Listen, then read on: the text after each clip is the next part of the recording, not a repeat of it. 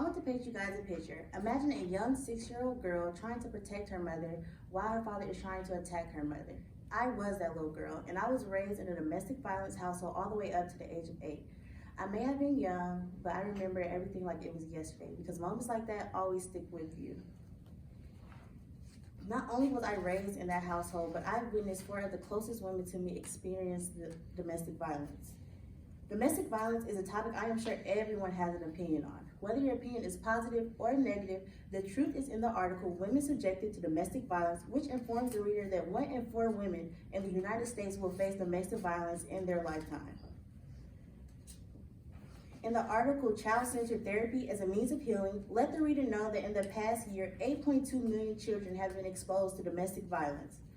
I want to shine a light on domestic violence and inform you all on the many effects that women and children face in these situations and how all of us can be a helping hand. The women in this situation do not want to be there, and they should be taken more seriously by society and by law enforcement.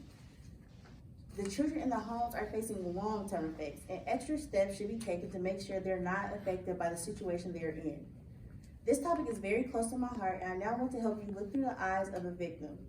Women who are facing domestic violence should be taken more seriously because nobody wants to be in that situation.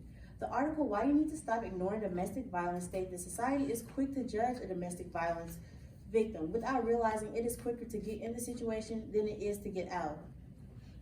Many women stay because of financial stability, fear, and the lack of a support system. If society takes the time to educate themselves on the issue and have open arms and listening ears, it can make a big difference in a victim's life. The hotline.org gives the reader a breakdown on how to help a victim by just explaining you can take them out, get them out of that toxic environment. You can introduce them to safe houses, and you can help them create a safety plan. Not only do the women not receive a helping hand from everyday citizens, they also don't receive much help from the justice system. The journal Discounting Women breaks down how many survivors do not have a lot of luck in the justice system. The journal informs us that 92% of women surveyed in a shelter reported being hit in their head, and 40% of the women said that hit resulted to unconsciousness. And unconsciousness can lead to memory loss. So when they tell their stories, many of their stories have holes in them, and they lack evidence, and that leads to many of their cases being dismissed. The victims are also not receiving a helping hand from their workplace.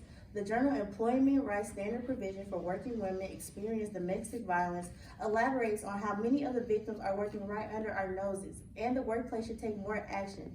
The Hotline.org reports nearly 8 million days of paid work each year is lost due to domestic violence issues, and that's equivalent to more than 32,000 full-time jobs.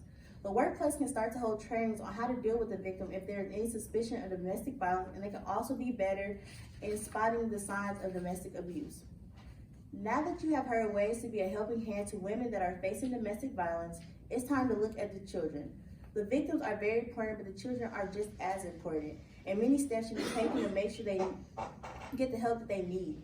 NCADV.org explains how 1 in 15 children are exposed to intimate partner violence, and 90% of those children were eyewitnesses of the violence. The journal Child Play Therapy as a Means of Healing informs us that the effect of children being exposed to domestic violence is the lack of communication skills, self-harm, psychological disturbance, low self-esteem, and they start to believe that domestic violence is okay. The website womenshealth.gov gives us the tools on ways to help children that are exposed to domestic violence.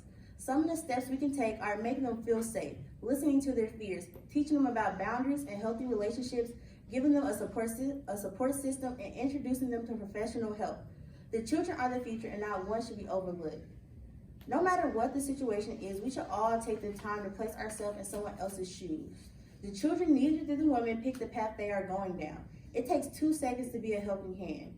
Women facing domestic violence should be better understood, and the children need as much counseling as the mother do. I want to take this time out and tell you I do know that men face domestic violence as well, and they should not be overlooked either. In the beginning, I stated that 4 women close to me have experienced domestic violence in their lifetime, and those 4 women were my grandmother, my mother, and my 2 older sisters, and I just want to be the one to break this terrible cycle.